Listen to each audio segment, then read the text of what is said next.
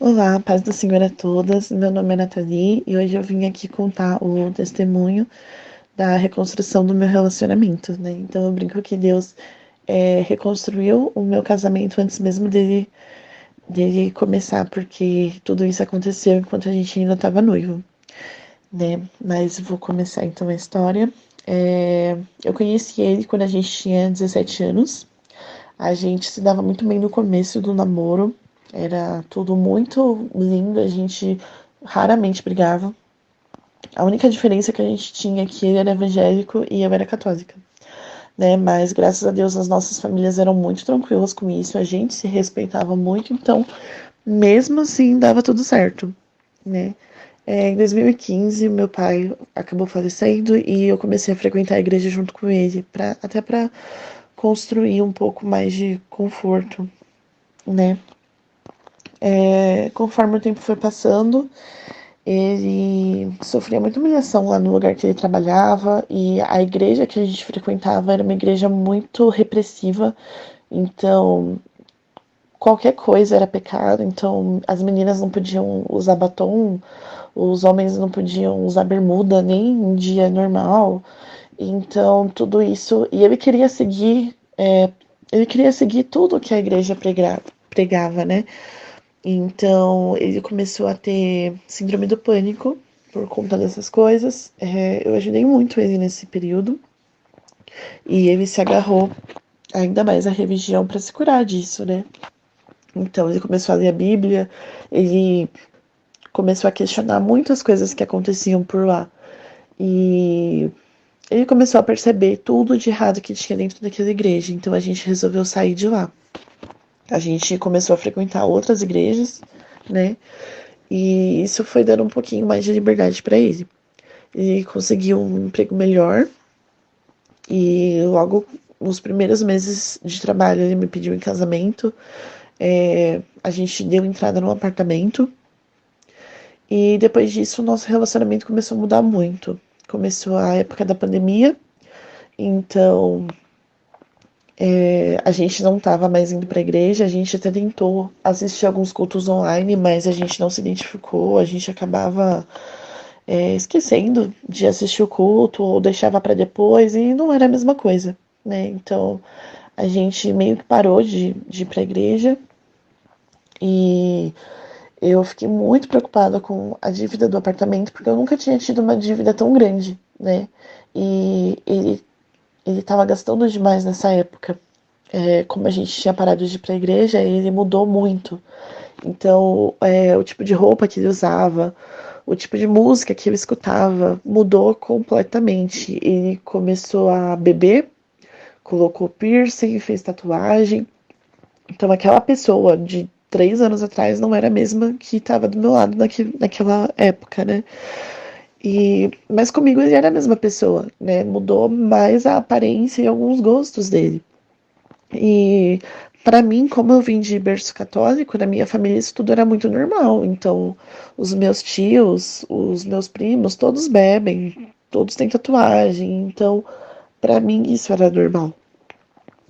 Mas com o passar do tempo, ele acabou mudando comigo, né? Por conta da dívida do apartamento, eu fiquei muito preocupada com o quanto dinheiro ele estava gastando.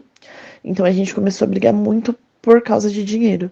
Então, ele queria comprar tênis de marca, tênis caro. E eu não queria deixar, porque isso poderia comprometer o dinheiro do apartamento. Então a gente começou a brigar muito por conta disso. E ele começou a se afastar de mim. Ele se aproximou muito de um primo dele nessa época. Um primo que eu já sabia que não era boa influência para ele. Mas eu nunca fui do tipo que proibia as coisas, né? Eu sempre deixei ele muito livre, sempre confiei muito nele, para ele poder fazer as coisas dele. Então, o primo dele morava em Peruíbe, a gente é de São Paulo, no centro, e ele começou a fazer uns bate-voltas pra ir pra praia. E de início eu fiquei mais preocupada por conta do dinheiro. Ele começou a dirigir sem carta também, esqueci de mencionar isso antes. E também por conta da pandemia, né? Eu não usava máscara e eu morria de medo dele pegar alguma doença, porque ele era do grupo de risco, enfim. E ele foi se afastando cada vez mais de mim. Ele ia pra casa do primo e começou a ir em balada. Ele mal falava comigo pelo WhatsApp quando ele ia pra lá, o que me deixava extremamente nervosa e que gerava mais brigas. Mas as brigas nunca eram de ciúme, eram mais porque ele não falou comigo, porque ele tá gastando muito, porque ele não tava se cuidando, né? E com o passar do tempo eu não aguentava mais essa situação. Eu ameacei terminar com ele várias vezes, mas nada surtia efeito. Até que chegou, o primo dele se mudou para Florianópolis e ele veio me falando que iria passar um mês na casa do primo dele. Eu não gostei da ideia de início, mas ele já estava com a passagem comprada, comprada não, né? Que o primo dele tinha dado para ele. Eu fiquei muito chateado com isso, mas fazer o quê, né? E eu pedi para ele não fazer as coisas que ele já vinha fazendo, para sempre me avisar onde estava, né? Não ficar chegando tarde em casa, esse tipo de coisa, mas acabou não dando em nada. Ele ia pra balada, voltava de madrugada, eu ficava desesperada em casa, sem saber se ele estava bêbado, se ele estava bem.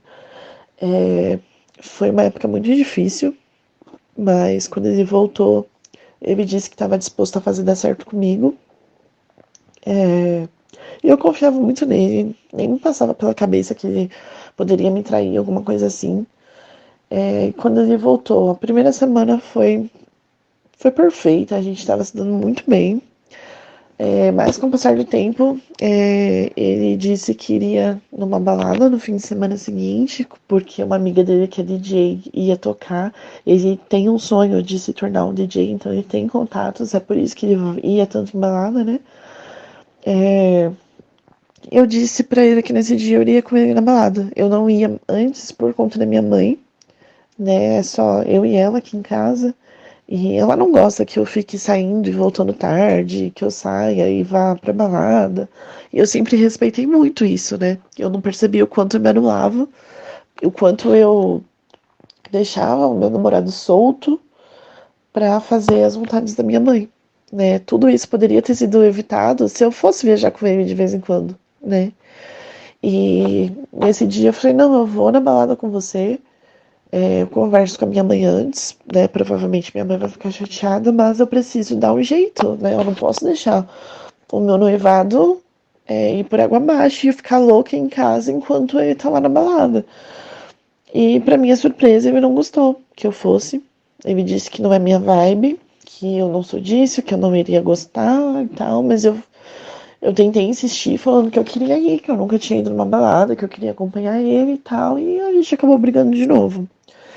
E pra ele isso foi a gota d'água, e ele disse que estava tentando fazer dar certo, mas que não estava rolando, mas que ele tinha muito sentimento por mim, então ao invés de terminar, ele me pediu um tempo.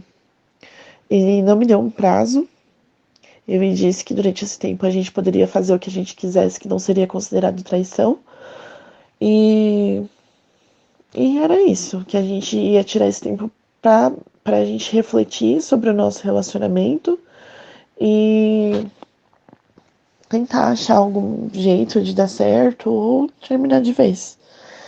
E eu fiquei arrasada nessa época, eu não esperava isso dele, né? Ele me disse que a gente não iria se falar durante esse período, só se fosse sobre o apartamento, né? Que inclusive ele disse que não queria mais. Ele falou que não tinha mais vontade nenhuma de morar lá onde a gente tinha comprado. Então, a gente faria alguma coisa pra se livrar disso. E eu fiquei arrasada porque o apartamento tinha se tornado meu sonho, né? Mas o meu medo de perder ele nesse momento falou mais alto, então eu aceitei tudo que ele me propôs, né? Hoje, pensando, né? Claro, eu não me arrependo porque hoje eu sei que deu tudo certo, mas eu não aconselharia ninguém a aceitar essas condições como eu fiz. Eu deveria ter colocado um ponto final ali nessa hora, porque o que veio a seguir foi muito dolorido, né? Então eu tava vivendo uma incerteza. Então eu não sabia se a gente tava junto, se a gente tava separado, se ele tava com outra pessoa, o que fazer, né? Porque eu acho que é diferente a gente enfrentar um término do que a gente enfrentar isso que eu tava enfrentando, né? Então, como ele não me deu um prazo, eu fiquei sem saber o que falar para minha família, o que falar para minha mãe, o que falar para minhas tias, porque eu poderia falar com elas hoje e amanhã ele volta. Então, né, ia ficar um clima chato e, poxa, então eu tentei, no início, eu tentei inventar algumas desculpas para minha família, para que eles não soubessem o que estava acontecendo. Então, no começo eu falei que ele não estava mais vindo em casa, que a gente não estava mais se vendo, porque a irmã dele estava com Covid. Aí, depois de um tempo, eu falei com a minha mãe, mas eu pedi pra ela não contar pra ninguém. Eu falei que a gente tinha combinado de ficar um tempo sem se ver, mas que a gente tava se falando ainda. Eu menti um pouquinho. Porque eu não queria também que ele ficasse com uma imagem chata com a minha família, já que eles se davam sempre tão bem. E eu tava arrasada. Até hoje eu não sei como eu consegui esconder isso tão bem da minha família, porque se eu ficasse 5 minutos sozinha em casa, eu tava chorando já, né? Mas com o tempo, a gente contratou um advogado para ver a questão do apartamento, né? Para devolver, para fazer o distrato. E com um mês mais ou menos que a gente estava separado, ele resolveu se mudar para Florianópolis. E isso me deixou mais arrasada ainda. Ele entrou em contato comigo para tentar, pra gente tentar identificar um dia que seria bom para nós dois, para decidir se a gente realmente continuaria junto ou não. E ficou decidido que isso seria em janeiro, né, praticamente 2 meses afastados. De novo, eu não queria ficar tanto tempo afastada, mas com medo de perder, eu cedi à vontade dele. A gente tinha combinado, a gente deu um tempo no dia 20 de outubro e a gente voltou a se falar no dia 15 de janeiro, que foi o dia que ele tinha me pedido. E quando a gente voltou a se falar, no início a gente estava conversando muito bem, né? Com saudade um do outro, ele me contando como eram as coisas por lá. E quando a gente começou a conversar sobre assuntos mais sérios, sobre como a gente faria para ficar junto, já que eu estava em Florianópolis e eu estava aqui em São Paulo, a gente começou a brigar de novo. Então, eu já tinha me anulado demais nessa história toda. E o que ele estava me pedindo como ele trabalha online, ele poderia trabalhar em qualquer lugar. Mas ele queria que eu fosse para Florianópolis com ele. Então, para isso, eu teria que deixar minha mãe aqui sozinha, né? Minha avó que morava com a gente, eu teria que deixar o meu emprego. Eu não achava justo eu ter que abrir mão de tanta coisa, né? Eu já tinha aberto mão de falar com ele, do nosso relacionamento, do apartamento. Enquanto isso, ele tava lá, todo fim de semana na praia, embalada, né? E eu teria que abrir mão de mais coisas para ficar com ele. E eu não achava justo. Então, eu não aceitei. Eu falei com ele que se ele quisesse ficar comigo, ele teria que voltar. E que se fosse pra gente morar em Florianópolis, a gente teria que ver isso juntos. Não do jeito que foi, né? A gente teria que traçar um plano juntos. E o tempo foi passando. Ele nunca se decidia se ele queria ficar comigo ou não. Nisso a gente já tava conversando praticamente todos os dias. E ele me contou que ele acabou ficando com 2 pessoas durante esse tempo e isso partiu meu coração ainda mais, porque a gente era único um do outro, a gente nunca tinha ficado com outras pessoas, né? E eu fiquei muito, muito chateada. E eu não sabia mais o que fazer, porque eu tava esperando por ele, né? Eu não estava disposta a me mudar por ele, porque aí eu acho que já seria demais. E ele nunca se decidia. Então, nessa época, eu passei por um deserto tão grande que eu comecei a recorrer a tudo que é tipo de ajuda que vocês possam imaginar. Eu vivia vendo vídeo de tarô, eu me consultei com alguns tarólogos, eu gastei muito dinheiro com isso. Eu fiz alguns cursos online de reconquista e nada dava certo. Ele ainda tava com aquela dúvida dele. As coisas só começaram a fluir mesmo quando eu coloquei meu joelho no chão, quando eu comecei a pedir a Deus.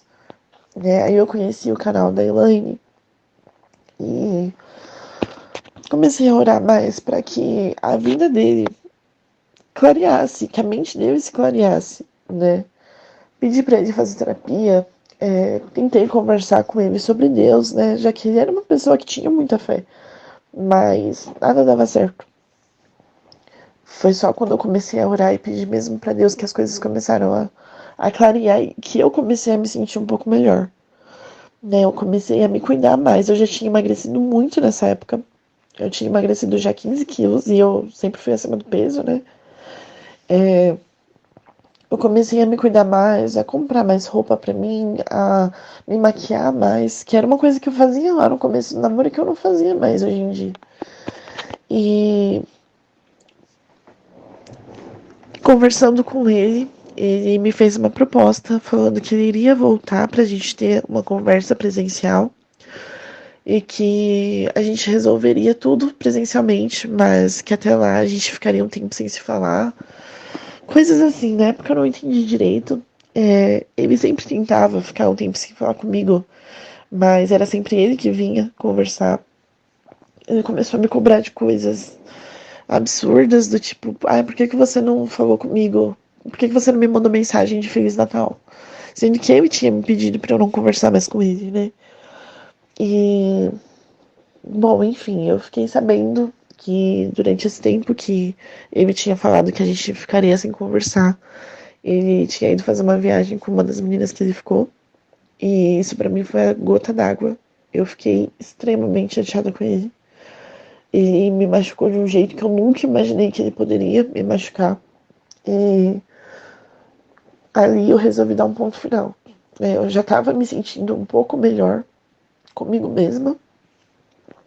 E como ele não tinha. Eu nunca quis terminar com ele por telefone, né? Mas como ele nunca vinha pra cá pra conversar comigo e eu não tava disposta a ir pra lá com medo dele terminar comigo e eu ficar lá sem teto, né? Eu mandei um áudio pra ele, terminando tudo. Eu falei que ele não precisava mais voltar, se fosse só por mim, né? Que se quisesse voltar, que fosse pela família dele, que eu não tava mais disposta, que eu não ia mais aceitar essa condição, que eu tinha descoberto o que ele tinha feito e que tinha acabado. E no mesmo dia já ele começou a me mandar mensagem me pedindo perdão, falando que ele foi lá como amigo, né? Que eles até ficaram em quartos separados, tudo. Mas eu não acreditei. Eu não estava mais disposta a continuar com isso. Eu até tinha contado para minha família que a gente tinha terminado. E eu sempre falei para ele, olha, você toma muito cuidado, porque se a gente terminar, a gente não volta. E aí eu conversei bastante com um amigo meu e nessa época ele já estava me pedindo muito pra voltar comigo. Agora ele estava com certeza de que ele queria ficar comigo. Falou que iria voltar para São Paulo, tudo. Mas eu tava receosa de aceitar ele de volta e ter tudo isso de novo. E aí eu conversei, porque o sentimento não tinha ido embora ainda, né? Eu ainda amava muito ele. E aí conversando com esse amigo, ele me disse, olha, você não pode exigir que ele tenha sido fiel nesse tempo, porque vocês estavam separados. Por mais que vocês tenham dado outro nome, por mais que vocês tenham chamado de tempo, vocês estavam separados. E você não pode exigir fidelidade de alguém que está separado de você. Né? Você acha que se vocês estivessem juntos, ele teria feito isso? E realmente não. Eu realmente não acho.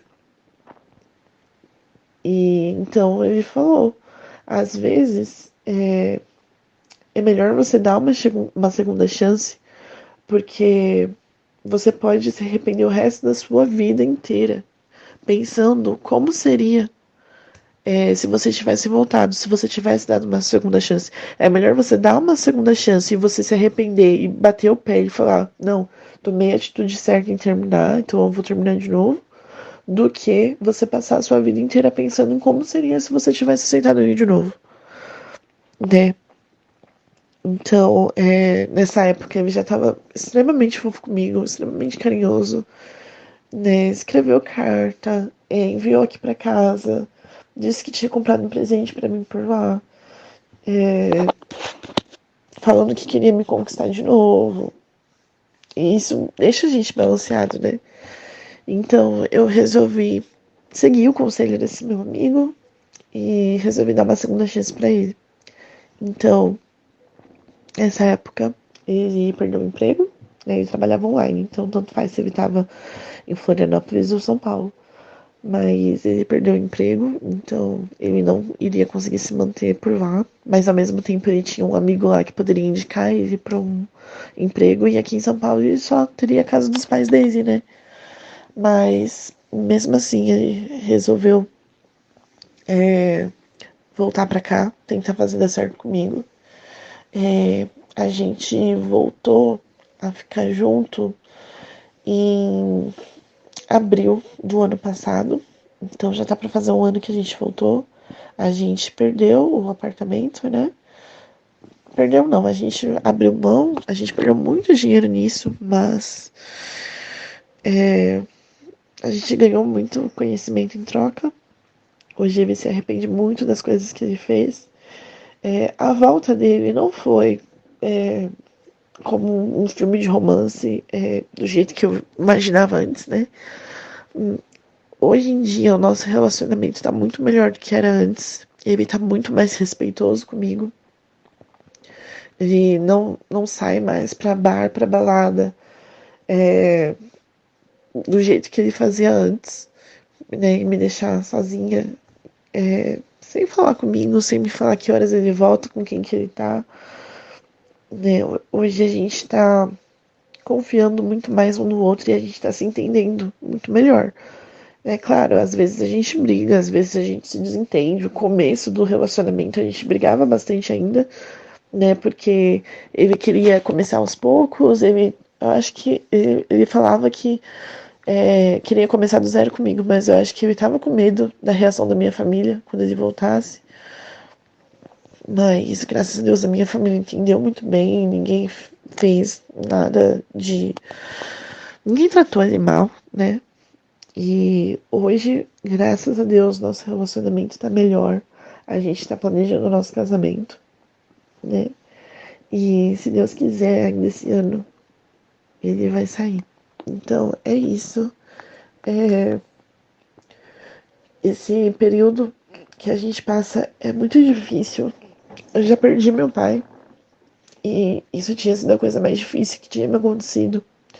E passar por esse deserto me fez ter muitos desses sentimentos de volta, né? Foi o luto de uma pessoa que estava viva.